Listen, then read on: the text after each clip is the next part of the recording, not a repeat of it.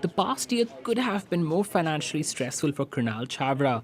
The University of Saskatchewan international student has about $40,000 in student loans. He paid off $10,000 with full-time work, but says he's feeling inflationary pressure.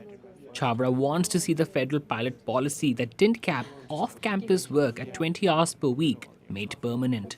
I have found myself in situations like that where I was like, okay, should I buy this or should I not? It's basically put down to necessities and not like the wants. Other international students agree. I feel it's becoming more and more difficult to sustain. Not every grocery store are always on sale, having the products on sale. So sometimes some healthier options might be a bit too expensive. Sometimes you just have to pick the ones that you can avoid versus the ones that you really need. The rising cost of living is pushing many to rely on food banks.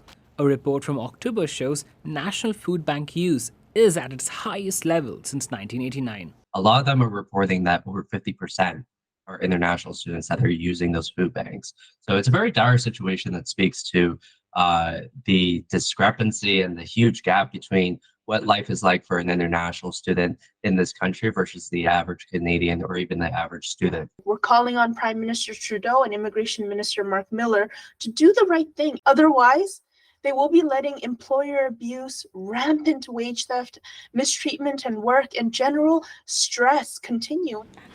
International students in Canada that spoke to CBC say they want the same. The Federal Immigration Department says it's assessing the impact of the policy and says the temporary lift on the limit is helping address Canada's labour shortage. While uncertainty looms, some students are already looking for on-campus jobs. So that we don't have that impact on our mental health, that we are always worrying about money, and that we need to always be concerned about if we will have enough money for next year. With thousands of students to be impacted, advocates say the government needs to act now.